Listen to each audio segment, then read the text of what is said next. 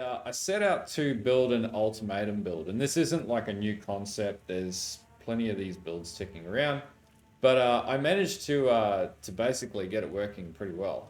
So where I'm at is I actually use it to farm ultimatum and rituals. You would have seen at the very start, and it also can just keep pushing down and delve. It is not a bosser by any measure. It's absolutely horrifically bad at bossing, but it is pretty good at basically everything else. And the biggest advantage of it is if you've got sore hands from playing melee, then it's only like one button. You don't need to do anything except activate your Righteous Fire and then move around and let the build do all the work for you. So basically how the build works is we use Cast When Stunned, right? Where I can find it, there we go. And we trigger like a whole cacophony or a symphony of fire skills. And the main one being Firestorm, mainly because we can like off-screen damage stuff.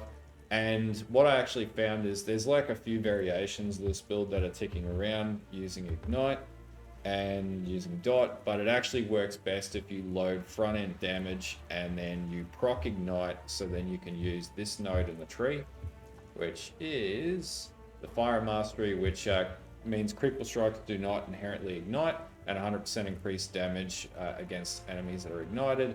And then we proc Elemental Overload as we're playing, and then just do a pretty consistent amount of damage.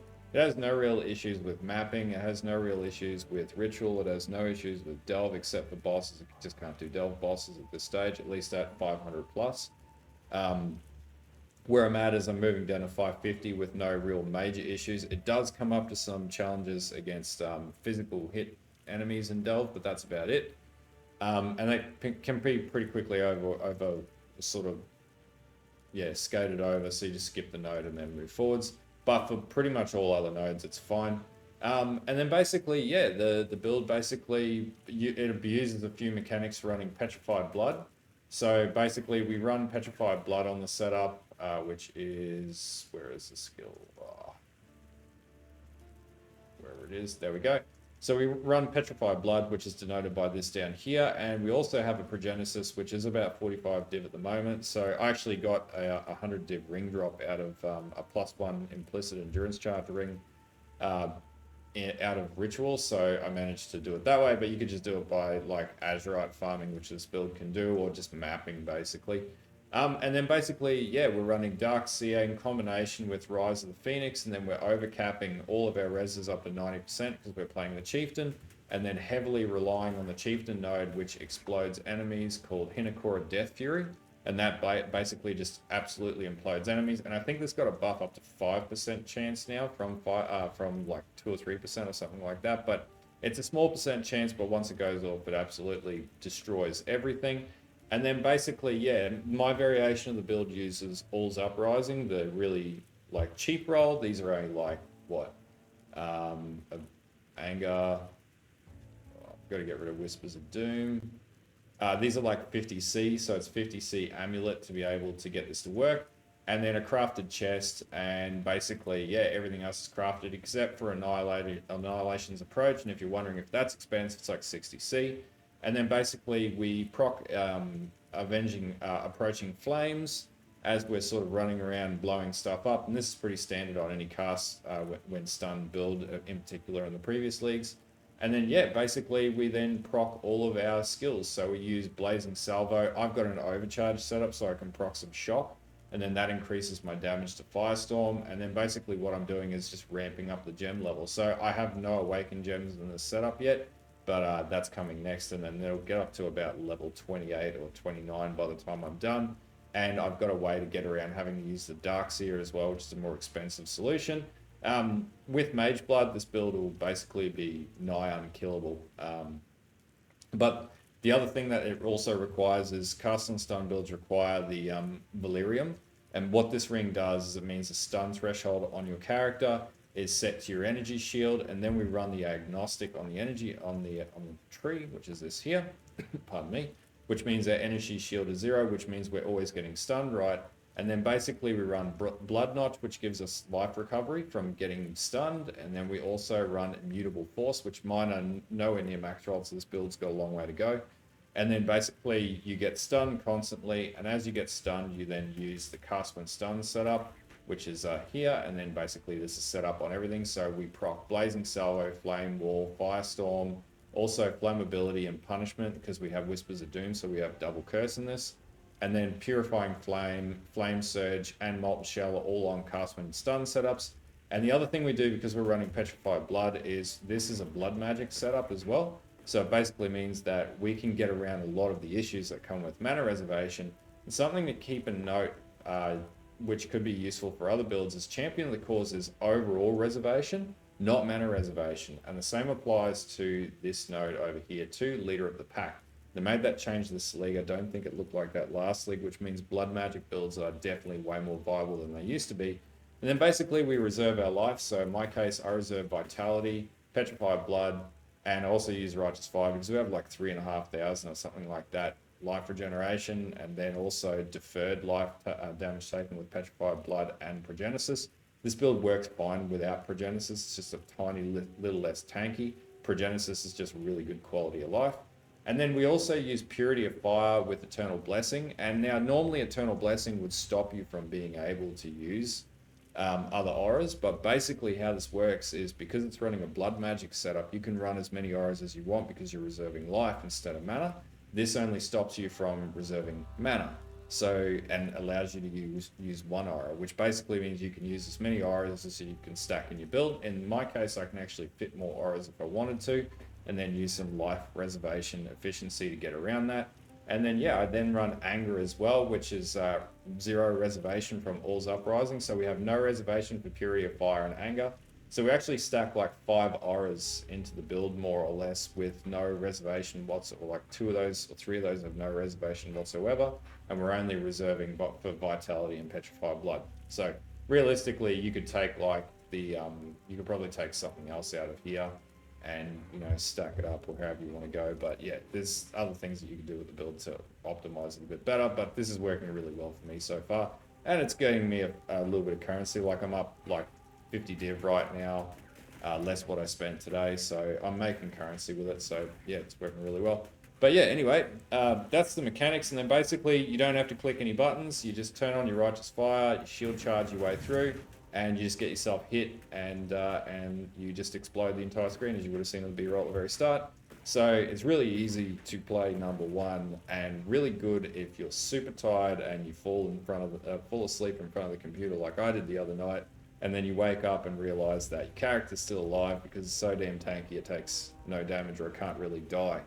It just regenerates its way through death. But anyway, let's go into the build and we'll talk about some of the mechanics, the POBs, and all the rest of the stuff we usually do. So let's get into the video. Okay, so for the POB, we'll just do a quick POB check. Now, I've had to calculate full DPS down here. Sorry about the screen's a bit weird because of the resolution on this monitor. But basically, yeah, how this works is its DPS is not the highest yet. Well, it's not ever going to be the highest, but I can get it to about 2 times higher than this. And I'll put an optimized POB because before I went to bed last night, I was tinkering with the build. I'll put an optimized POB down below, which is level 99, that you could target if you want to play this build. It gets to like 8 point something mil. That's its hard cap at this stage. It's not a lot of DPS, but it's super tanky, but it's not designed to be taking down bosses. It's totally designed to just farm Ultimatum, Ritual, like easy map farming, all that sort of jazz. So it's a relatively cost-effective build outside the Progenisis, and you don't need the Progenisis. Like I built the final POB without Progenisis, so you don't need it. And it does, or will eventually encompass things like Cull and things like that too, as we level up to like level 95 at this stage. But anyway, so POB check on the configurations. So basically, we kill all bandits, Soul Lanara, Solar Gruthkul, time spent stationary 5. The reason for that is we do use Nature's Patience. And so we stand still, we do more damage, essentially, and we get tankier. Now, if we could get Frenzy Charges into it, it does increase our damage by 0.5 mil there, and then it's like 1 mil on my final tree. We do have Endurance Charges, and this is coming from our inexorable node, because we constantly get hit, so we generate a lot of charges. And then basically, Adrenaline comes from the boots, so Annihilation's approach, that comes from our boots. Flask Charges are active, yes. On Consecrated Ground, yes. The reason why is we have Purifying Flame in the build. wherever it is. There we go, Purifying Flame, and that drops Consecrated Ground. So yeah, we have Consecrated Ground on the ground. Have you been hit recently? Yeah, we're always getting hit. And then have we been stunned recently? Well, it's a cast on stun build, so we're required to get stunned all the time. Now we have Flame Wall, so projectiles are traveling through the Flame Wall. It's not like a huge damage thing, but it just makes it a little bit better. We'll remove that out. So is the enemy on low life? This sort of cheeses the damage a little bit because I do run a punishment setup. So if you take this off, it does drop the damage down to like 2.749 mils. So you've got to get enemies down in health pretty quickly. But my final build takes that into account, recompensates that. So if you want to know how to overcome that issue, then basically my secondary PoB deals with that, and that's where I'll be building this build into. Is the enemy burning? Yes. Ignited? Yes. All the nodes on the tree get us to almost 100% ignite. So basically we're taking all these ignite nodes down here. We also take ignite on here. So I think we're at like somewhere between like 75 to 85% ignite, which is good enough.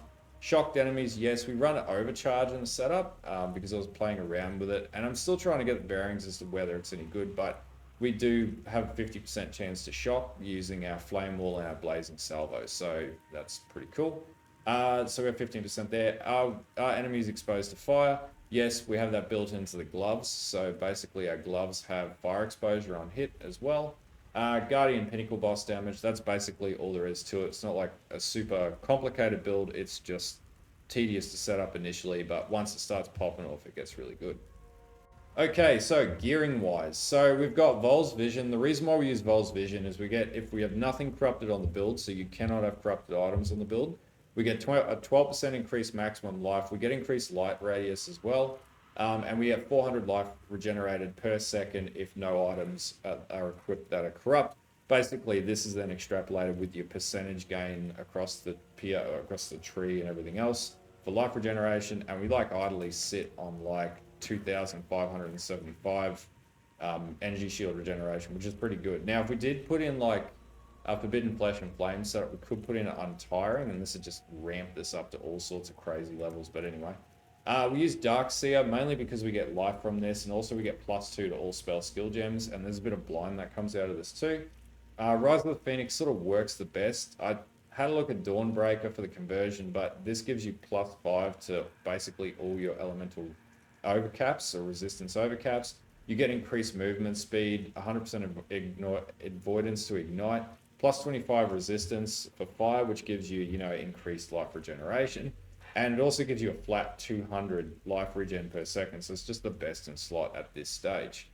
I use an All's Uprising with a Whispers of Doom setup. And basically, this allows me to have anger at no reservation. It also increases my life, strength, and armor, which this build needs because it's a bit thirsty for it. Now, I got really lucky in Delve, and this is a Delve ring that just dropped. And basically, you don't need the increased life reservation efficiency. It's quite redundant, but I did get a really good chaos roll on this. And so, yeah, that's what I'm running with. I could upgrade this out and make it a lot better, though. My chess piece, I bought like a 2,600 chess piece that was already pre-done, and it was really easy. I just 6-linked it myself, which is pretty cheap and easy this league with the trade markets. You just get fusions like they're going out of fashion. And then obviously I hit my implicits, which is 10% of physical damage from hits taken as fire and 9% taken recouped as life, which is really good for the build. We obviously need a Valerium because it's cast on stun when stunned, so you'll need that. Gloves, I've got fire exposure and I get my ignite prolif on my gloves, even though you don't really need ignite prolif, but it definitely helps. And then basically it's just life regeneration rate, any resistances, attributes as well, because it's a bit hungry for dex and intelligence, builds a little bit of a dum-dum and not very agile. And then basically we just have flat life where we can, and any armor. These are not very good gloves. These are going to be upgraded, so don't stress. Belt, Hypnotic Lash. I'm tossing up whether or not I change this out to Tides of War. But for now, this is working for me. But basically, it gives me a ton of life regeneration, chaos resist, and a heap of life. And it has given me block recovery and stun recovery, which I do need. But yeah, currently, this is it's an area of improvement. And then obviously Annihilation's approach, which pretty much needed. It means we cannot be chilled, cannot be frozen, and we get approaching flames, which also gives us flame touch as well, which gives us adrenaline. So it makes us extremely fast, tankier, can't be stopped, and we do a lot more damage with it too. Significant increase to damage. Okay, so for gem setup, so on the helm we're running Flame Wall with Overcharge, Castman Stun, Blazing Salvo. In the weapon we're running Castman Stun, Flammability, and Punishment at this stage because we got Whispers of Doom, so we can do 2 curses. And then we have in our shield Vitality, Righteous Fire, and Petrified Blood. In the chest we got Firestorm, Elemental Focus. We've got Control Destruction, Empower. We've also got Castman Stunned and Fire Penetration. In the gloves, we've got Purifying Flame, Castman Stun, Molten Shell, and Flame Surge. And then we've got Anger, we've got Shield Charge, and then Purity of Fire with Eternal Blessing in the boots. Now, as far as the PoB, it's pretty boilerplate for this type of build. I did something similar with Detonate Dead last league, and there's a few other creators that have put out builds similar to this, but not quite. I really like the All's Uprising. I think it gives me a lot of front-end damage. I don't really like Dot. Dot doesn't feel good on this build, but for some players it might, just not for me. Anyway, so we come down and we get our life nodes in here, up to Heart of the Warrior, Warrior's Blood. Now we could take these nodes back and we could put them into like our cluster duel setups and stuff like that, but I haven't played with that yet. And then we come down, we need to have this Unfaltering node, and we get hits against you cannot be critical strikes if you've been stunned recently, so it's crit immune. Then we come down, we get the Bloodless node with 30 life on the Mastery. We get Armor Mastery with 20% increased armor per second once you've been stationary. And then we obviously need Blood Magic. We get Juggernaut, and then we want an Immutable Force, the Stamina node, Barbarism, Hearty with the Regenerate 50 life per second. We come up now, in my cluster setup, I have basically a Cremator setup, a Widespread Destruction setup, and Smoking Remains. Realistically, like, you just need it for the clustering area, but yeah, Cremator and Widespread Destruction is pretty good. And then I've also got Nature's Patience, and I haven't built out what I'm going to do next with it. That'll be in the second build update for this, which will be hopefully coming out in the next few days once I gear this up a bit better. And then basically we go Devotion down up to Discipline and Training into Sanctity as well. And then we want the Endurance node, and then a Blood Notch Jewel up in this socket up here. And we also want to grab Divine Judgment. We need the Agnostic, so we have to rush this point, and this is how our Castman Stun is going to then start triggering. And then basically Purity of Flesh and the life nodes up to Holy Fire. We need the chance to ignite plus 1 life regeneration per overcapped fire res, and we have a lot of that on the build. And then we come down, we want to grab Elemental Overload and also the Strength node or the Might node, because we sort of run a bit shy on strength at that point. And then we come across, we want all the fire nodes in the radial here, and also Fire Mastery critical strikes do not inherently ignite, and 100% increased damage with hits against ignited enemies, because your other skills ignite, or basically everything ignites except for Firestorm, because we're running Elemental Focus, so we can't ignite, but everything else will ignite, and we run like 4 or 5 other skills. Then we need Infused Flesh, and this one's really important. I found life recoup effects instead occur over 3 seconds. For some reason, it hits a breakpoint with regeneration, and it works really well with Petrified Blood. It's like regenerating almost at the same rate as Petrified Blood, so you will need that. I tried it without, doesn't really work. And then basically I've got a Watcher's Eye, which gives me life recovery rate, which gives me like 400 extra life regeneration or something of that nature, and 58% increased fire damage while affected by anger. Now, ascendancy-wise, basically you want to cap out your resistances early with Valako's Storm Embrace, then go to Hinakora's Death Fury, and then finally Ramako's Sun's Light, and this is going to give negative resistance to enemies around you, so you do a lot more damage. Basically, we're stacking up a lot of negative resistance with this build. But that's basically it for the tree. It's not like super crazy, it's really much the same as the Detonate Dead build from last league, except using different skills. Okay, so yeah, that's pretty much it for the build. I'm going to do a separate video talking about Ultimatum and optimizing it, because I'm sort of getting a bearing for it, and the build's feeling pretty consistent now with where it's at. So yeah, I sort of want to play with it. I've definitely figured out what nodes to take and not to take, because yeah, taking Ruin and whatever just wrecks Ultimatum. But yeah, I've got to sort of play around with the tree a little bit to optimize it and whatnot. But anyway, we'll be experimenting with it over the next few days, and I'll do a video on that too. But for now, if you just want an easy build, like, you can delve with this build and just do Azurite farming, like, it'll work really well for that too. Ritual, I tried Delirium, it can't get past like wave 13, and I initially had issues with Kosis, Just the damage output's not quite there yet, so I'll fix that over the next few days, and hopefully it will be able to get closer to that point where it can do a lot more front end damage. And then basically, yeah, it can wouldn't do it for Blight. It's not very good at Blight because it relies on getting hit. You don't want that in Blight. But anything else you can think of where you have to be highly defensive and just face tank stuff, it can pretty much do that. Bossing is not designed for bossing, but it's decent for mapping. And I'm getting it to the point where it can drop T16 maps, just AFKing T16 maps, or Delirious maps as well. It does pretty okay at too. Anyway, if you like this type of video, don't forget to like and sub to the channel. Don't forget to follow the Twitch. I'll be online a little bit later. I've just got to go to the gym because I promised myself I'd get there tonight. But anyway, I'll talk to you guys later, and I will see you when I'm online again.